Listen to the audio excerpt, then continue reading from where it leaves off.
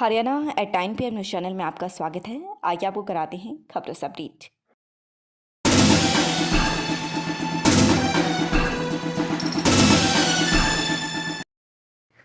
प्रशासन की सांस फूली रही और जनाब चुपके से पहुंचे घर। ग्रामीण भी नहर में तलाशने में जी जान से जुटे रहे। सहायता करने के चक्कर में कानून को भी ग्रामीणों ने लिया हाथ में। लापता हुए युवक ही नहीं, ग्रामीणों पर भी हो सकती है FIR। 2 दिन पहले खरखुदा के रोहना गांव में एक हाई वोल्टेज ड्रामा सामने आया है। हुआ यूं कि एक युवक घर से लापता हो गया। गांव के पास से गुजरने वाली NCR वाटर चैनल नहर के पास पहचान के लिए कपड़े छोड़ दिए गए। जिस नहर के किनारे कपड़े छोड़े, उस नहर के माध्यम से गुड़गांव के आवासीय क्षेत्रों में पेयजल सप्लाई होती है। नहर किनारे कपड़े मिलने व कपड़ों की पहचान राजेश के रूप में होने से ग्रामीणों को लगा कि राजेश नहर में बह गया है, क्योंकि इस नहर में पहले नहाने के चक्कर में उतरे दर्जनों लोग बह चुके हैं और उनकी मृत्यु भी हो चुकी है। राजेश के लापता होने व उसके कपड़े नहर किनारे मिलने की खबर पूरे गांव में आग की तरह फैल गई। सेवा भाव एवं हेल्प करने के इरादे से ग्रामीणों ने पूरा सहयोग किया और रस्से लाकर राजेश की तलाश अपने रिस्क पर शुरू कर दी। ग्रामीणों ने अपने कामकाज छोड़कर नहर में राजेश को ढूंढने में जुट गए। दूसरी तरफ जैसे ही मामले की सूचना पुलिस व प्रशासन को लगी तो उन्होंने भी युवक की तलाश के लिए गोताखोरों की व्यवस्था कराने की दिशा में तेजी से कदम बढ़ा दिए। ग्रामीणों के दबाव के चलते नहर का पानी कम करने की प्लानिंग की गई।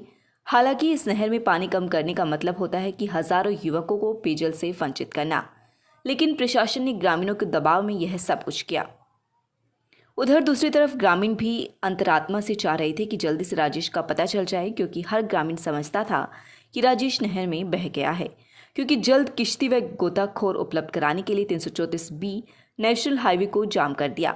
थाना प्रभारी विवेक मलिक को ग्रामीणों को कानून अपने हाथ में न लेने के लिए समझाया। हालांकि ग्रामीण पुलिस प्रशासन की बात को समझ गए, क्योंकि गलती राजेश की है, क्योंकि प्रशासन ने किसी को भी नहर में नहाने, कपड़े धोने पर पाबंदी लगाई हुई है, लेकिन फिर भी लोग नहरों पर जाकर नहाते हैं और कानून को तोड़ते हैं।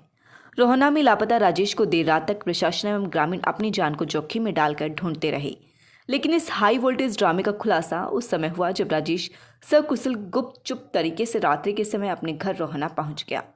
परिजनों व ग्रामीणों को जब इसका पता चला तो एक बार तो उन्हें गुस्सा आया, लेकिन बाद में राजेश ने बताया कि लॉकडाउन में उसका काम धंधा चौपट हो गया था, मानसिक तनाव चल रहा था, बच्चों को पेट पालना मुश्किल हो रहा था, इसलिए उसने मानसिक तनाव में आकर ये कार्य किया।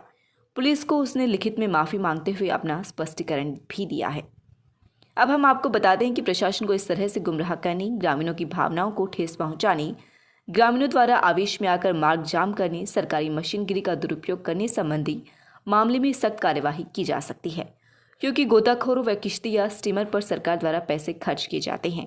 विशेष आग्रह एवं खर्च पर इन्हें बुलाया जाता है। वरिष्ठ अधिकारियों द्वारा मंजूरी ली जाती है। जाम लगाने पर पंजाब व हरियाणा शेड्यूल रोड एक्ट के तहत उन ग्रामीणों पर मुकदमा दर्ज किया जा सकता है जिन्होंने आवेश में आकर नेशनल हाईवे 334B को जाम किया था व राहगीरों को परेशानी पहुंचाई थी। इसलिए इस तरह के ड्रामे नहीं किए जाने चाहिए।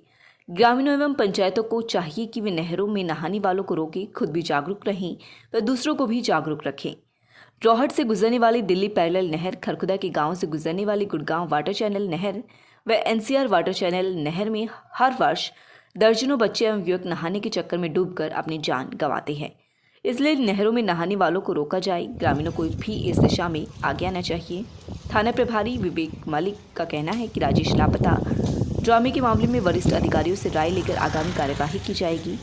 आइए बात करते हैं राजेश से, उनका इस बारे में क्या कहना है। मेरा नाम जय राजेश है, रोना गांव से हूँ मैं। और कल मैं सुबह नहर पे नहाने गया था और वहाँ पे मैं मेंटल तौर पे कई दिन से ठीक नहीं चल रहा हूँ मैं, और मेरे ऊपर प्रेशर काम का है। मैं 1 साल से काम नहीं कर पा रहा हूँ। किस कारण से आपका काम बंद हो गया? लॉकडाउन से पहले मैं पैसे पर काम में काम करता था, ठेकेदार था मैं। कहाँ पर? हसनगढ़। फिर क्या हुआ? लॉकडाउन में जी मेरी लेबर चली गई थी, उसके बाद आई नहीं। और मैं जी, मेरे पास 3 लड़की, 1 लड़का है, और मेरा एक भाई है छोटे वाला, उसके पास 2 बच्चे हैं। और मैं इस गांव में जी सुख शांति से अपना सर मेंटल तौर पे मैं दुख था। मैंने सुबह दारू पी ली थी किसी कारण, और मैं जाना था रायपुर छत्तीसगढ़। और मैं वहाँ नहा के रोड पे, और फिर मैं उधर चला, कपड़े मेरे वहीं रह गए थे। मैं गिज्जी गांव चला गया था। वहाँ सब सोचते हैं भाई हमारा बच्चा मर गया तो उसको ढूंढने की तो कोशिश सब करते हैं। उसमें परिवार की कोई गलती नहीं है, मेरी गलती थी जी। बाकी मैं मरने की कोशिश थी, बाकी मैं इस परमात्मा के साथ। लगातार खबरों से अपडेट रहने के लिए चैनल को सब्सक्राइब जरूर करें।